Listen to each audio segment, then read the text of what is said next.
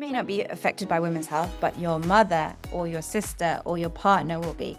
And this is the thing that we forget, because actually keeping women well enables them to look after the people around them. Welcome to Off Protocol, the podcast that takes a closer look at the world of clinical trials. I'm your host, Meri, co-founder, CEO of Lindus Health. Each episode will pull back the curtain on clinical research, exploring what works, what doesn't, and what happens when things go a little off protocol. So for our very first episode, we're tackling a big and often misunderstood topic, women's health in clinical research. Joining me today to discuss this is Dr. Anita Phung, our research physician and medical monitor here at Lindus Health. Having worked across a huge range of therapeutic areas, she brings a passion for improving trial design and ensuring research truly serves those who need it. So big welcome, Anita. And maybe just a quick question to sort of warm up and dive in. I'd love to hear a bit about you. How did you first get into clinical research, and what drew you to women's health specifically? Hi, Meri. Thank you for having me on the podcast. So your first question, a bit about me, and maybe this might reveal some things that you don't know about me, Meri. I'm a portfolio, a general practitioner, which means besides being a GP, I work in other roles to keep me on my toes. And I first got into clinical trials, this is going to reveal my age, just under about 10 years ago, after I completed my foundation training as a junior doctor. And then I started actually working as a clinical research physician in a CRO with a focus in Alzheimer's disease and neuropsychiatry, because I was fascinated by the brain and the human mind. And actually, in kind of full honesty, one of my relatives had Alzheimer's disease, and there wasn't really good treatments back then. And I wanted to help develop better treatment options, because not much was known about this condition, and still not very much is known about this condition now. You know, things were done differently back then, and it's great to see how things have progressed. But I think we can do more to improve clinical trials, to make it more accessible for everyone. So, you know, to answer your question, how did I get into women's health? Well, in a most kind of succinct, concise way, during my GP training, I really enjoyed my obs and gynae rotation because there was so much to learn. It was actually really complicated, and I felt out of my depth at times because women's physiology is different. It's fascinating. And depending on their stage in life, whether it's, you know, during puberty, pregnancy, menopause, it's just different. And actually, it was so interesting. I considered ditching GP training to pivot into women's health and go on to the obs and gynae training program. But I decided in the end that actually I like being a generalist and to have special interests. And so after I completed my GP training, I decided to come back into clinical trials because I wanted to improve medicine. I saw the value in it and, you know, having better treatment options. And I also wanted to make clinical trials more accessible in primary care and to women specifically. Leveraging my background, I did a degree in endocrinology and metabolic health. I also previously worked for a health tech startup with a mission to improve metabolic health.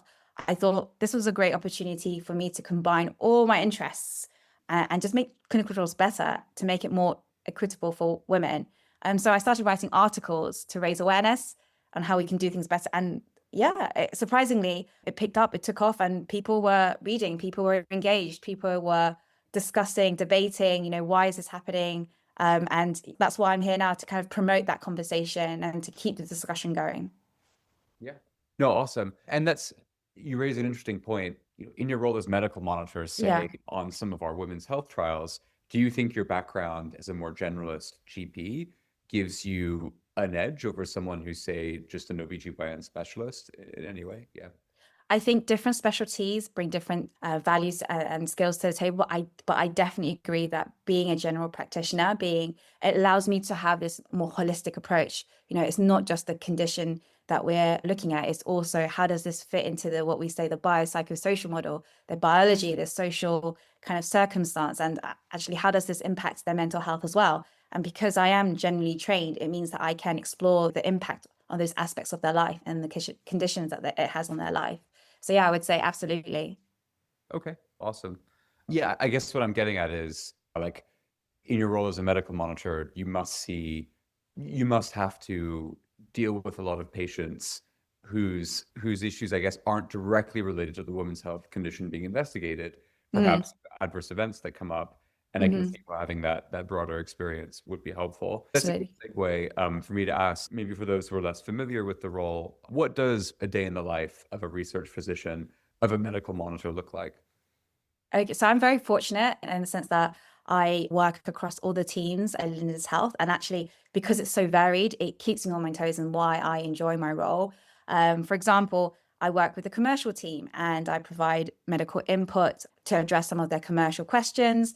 I work very, very much closely with ClinOps, so supporting them on their clinical trials, making sure that it's safe and we're putting the welfare of participants at the forefront. I help with protocol writing, reviewing patient-facing materials. And that's something I really enjoy because it's like I have the knowledge, but how do I help people, the lay person, understand this and actually be engaged in this? And our in-house product, I help with the product team to actually think about the participant journey. So if I were the participant, how would I see this?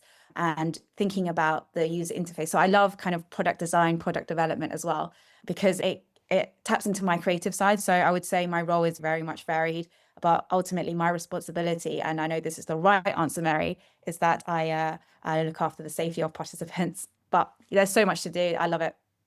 Oh, awesome. And yeah, what sort of motivates you to keep pushing in this space?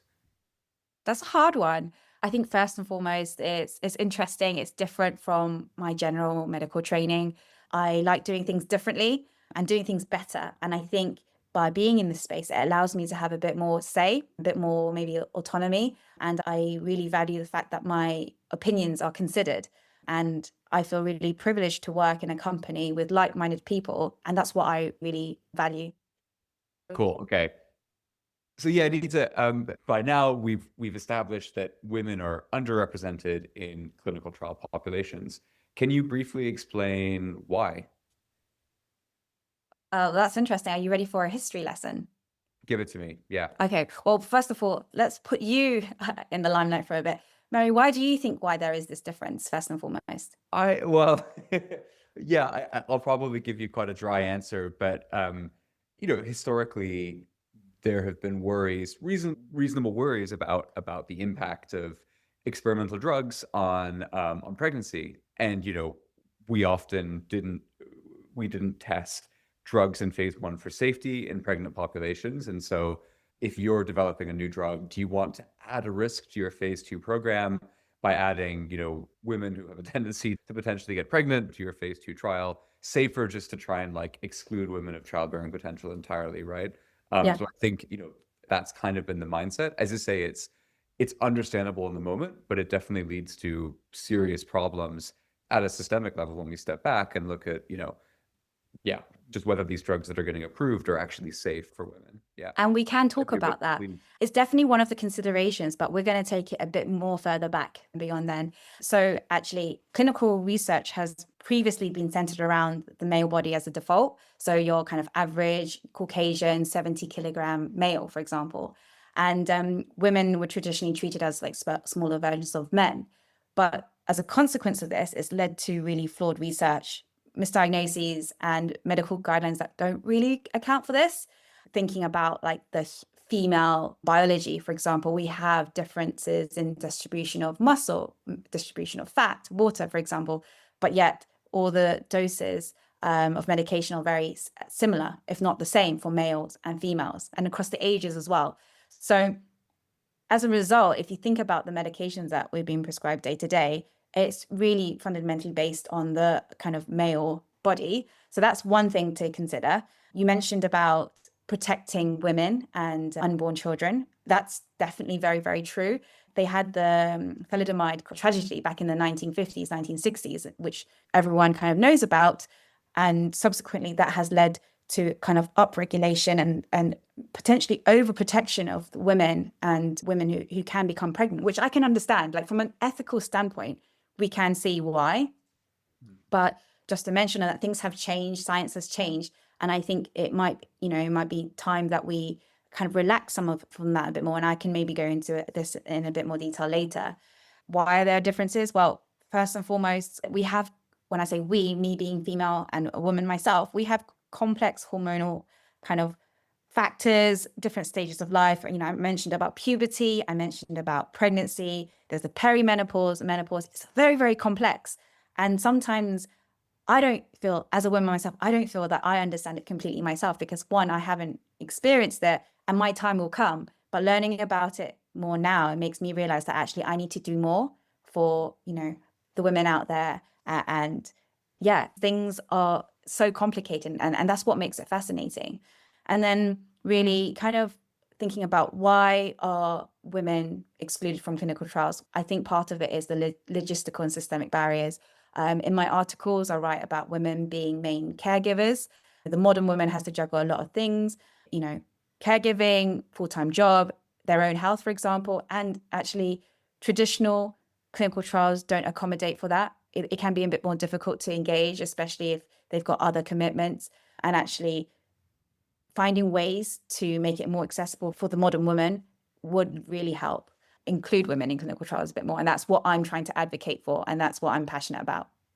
Yeah, and that's interesting. I mean, as a tangent, you know, I think we both know, well, I can think of specific clinical trials that we've both worked on Yeah. that's focused on a female population. And I've always been struck by how much of a difference it's made, you know, when, you know, we're running this trial, we reach out and ensure that we provide childcare for female participants. We have flexible scheduling to kind of help them fit around their caregiving schedule.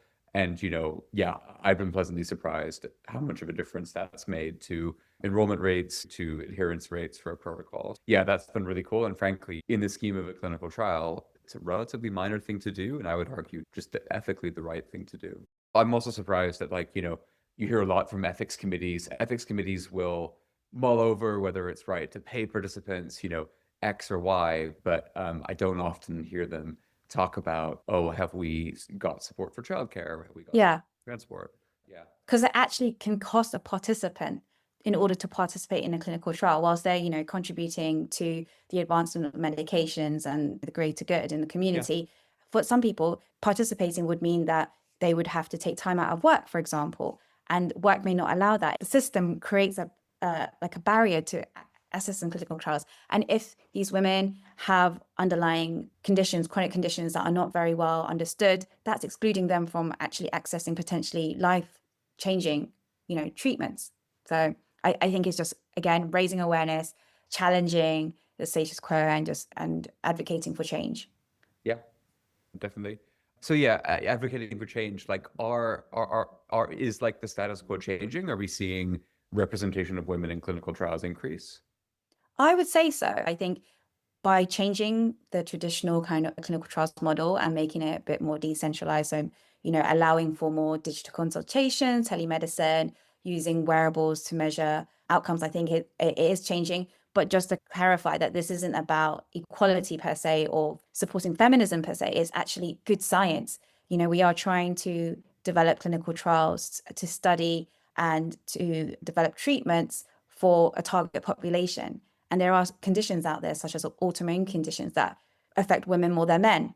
And so this is not just about, you know, fighting for women's rights. It's actually good science for the target population. And this is changing. I think people are recognizing that and trying our best to essentially make those accommodations. So I think with our regulatory bodies, they are actually encouraging and providing incentives for increased diversity in clinical trials. And I think that is a move in the right direction. It's how do we implement it? How do we keep pushing?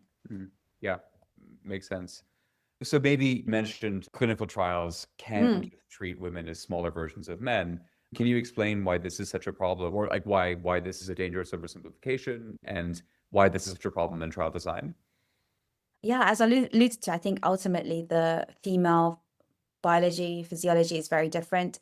We know that metabolism is affected by the amount of fat that you have in your body, the amount of muscle that you have in your body, and therefore assuming that women have similar proportions is not true. We know that women have more fat in certain areas of the body and men have more of a muscular build. Obviously, this is an overgeneralization and simplification of things. But moving forward, I think we are looking towards more personalized medicine and actually taking these individual parameters into consideration. I think that we are, like I said, we are moving in the right direction. I think it's just to realize that metabolism is very, very different. And as we go through different phases in our life, so pregnancy, menopause, these differences need to be considered, because clinical trials in the past hasn't been modeled off those states, as it were. It was the average male state in health or ill health, but that's not reflected in females' biology. Yeah. And this isn't just about like an equity thing, right? Like, do you, it feels like this is about like proper science rather than just Yeah, absolutely.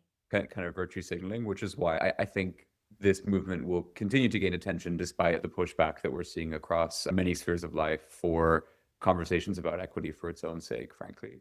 No, I agree. And in one of my articles, I talked about diversity. For example, my grandma had lung cancer. And if it wasn't kind of consideration of genetic variation and the need to study different polymorphisms of genes and association with lung cancer, that would not have been looked at, and she would not have received the treatment that she needed.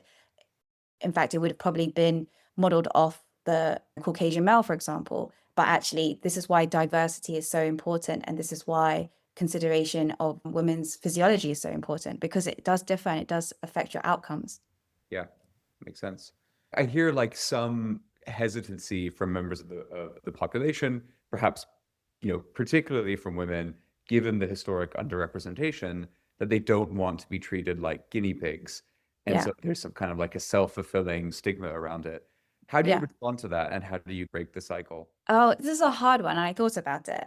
And I thought about maybe sharing my own personal experience. I think it's not just for women. I feel like culturally in ethnic minority groups as well, the idea of clinical trials is just trying medicine, that you are a guinea pig. And growing up, that's the same for me. When I told my family that I am working as a clinical research physician, for example, they were like, oh, isn't that just trialing medication? Isn't that risky? But then as I kind of learned more about my role, I was able to explain to them that actually it is heavily, heavily regulated. With any clinical trial and study, it goes through ethics committees, regulatory kind of appraisals. And actually, I myself participate in clinical trials myself as a healthy volunteer during medical school, mainly more for the money and a bit of pocket money. But it was a very interesting experience, and it gave me more and more insight into what clinical trials is about. There's consent forms that you have to sign. They're always checking on your welfare. They're making sure that you're still happy to proceed. And this is the good practice that there is. And, the study team take time to actually explain things to you in more detail. It's very, very interesting. And so in terms of demystifying clinical trials and destigmatizing participation in clinical trials, I would encourage people to get involved, be a healthy volunteer, do a simple clinical trial with low risks, for example. Just actually try to put yourself in a participant's shoes. And that's what I do when in practice as a doctor. I try to put myself in a patient's shoes, like what might they be feeling? What might they be thinking? And in any case, you can always withdraw from the study at any one point without even having to give a reason. That's what I would suggest. But that might sit uncomfortably with some people. However, I think if you don't know, try it out. Yeah. That's the off protocol bit, by the way. Not medical, not medical advice, not medical recommendation. Nice. Yeah, thanks for pulling that out. Yeah, we need to live up to the podcast name.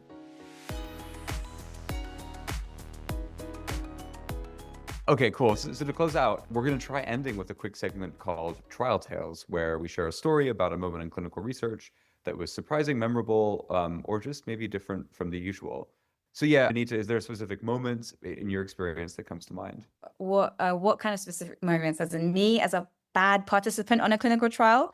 It could be you as a participant, it could be you as a medical monitor, or inputting on the design or oversight of a study. Yeah. Okay, I'll give you two anecdotes. The first one is I was a very bad participant on clinical trials as a medical student because I didn't know about the importance of science, validity, and integrity. And now I'm definitely practicing good science here. However, one of the moments that came to mind, it was quite an emotional one. It was when I was treating a participant on a clinical trial, Alzheimer's clinical trial, actually, and she was a woman. And she said that it was really heartwarming for her that clinicians in the study team took time to really explain her condition to her And she actually really thoroughly enjoyed being on the clinical trial. And actually, she would repeatedly come back and try, after a washout period, for example, try to enroll on another clinical trial because she wanted to, one, contribute to better science, but also actually she enjoyed the social element of it. And it just goes to show the big impact that we can have in clinical trials and how underestimated it is. And for this reason, I really want to improve access in primary care. I don't think a lot of people know about clinical trials. People can say, oh, I can't access my GP, et cetera, et cetera. But actually, this is a potential pathway where you can potentially access treatment options that are not available, and it could be life-changing. So yeah, that's my main kind of one of those most memorable events. And actually, she invited me to go for a walk at a local park. And I tried to say I wanted to go, but I think I had to kind of maintain some patient-doctor relationship. So I kept it professional. But I think if I look back on it, I would have liked to go on that walk with her and be human and say, yeah, we shared a moment there. Yeah. Oh no, that's really nice. And yeah, maybe just looking ahead, change one thing about, let's say, like the how the clinical research industry views trials in women's health. What would it be? Wow. Well, where do we start? Well, I think first and foremost is I think greater inclusion of women in the different stages of their life, particularly during pregnancy and menopause, because these stages are not well understood. I have no doubt that it is going to be challenging, but considering the potential risks and confounding factors, I think even if we try to find a way to include these group of women as a subgroup, so a small number in clinical trials, that would be a move in the right direction. And as I said, these days, preclinical studies are much more robust. They look at genetics, they look at reproductive health, they look at risk of cancer, for example. It is much more safer these days, I would say, compared to back in the 1950s or 1960s. So yeah, that's what I would say. I'm looking forward just to get more people involved. Remember, you may not be affected by women's health, but your mother or your sister or your partner will be. And this is the thing that we forget, because actually keeping women well enables them to look after the people around them. Okay, awesome. Well, yeah, hard to beat that as a note to end on. So with that, yeah, Anita, thank you so much for joining me on this very first episode of Protocol. And thank you to our listeners. If you enjoyed today's conversation, please subscribe, share this episode, and let us know what topics you'd like us to cover in future episodes. Until then, my name is Meri, and this is Off Protocol. Thank you very much. Thank you.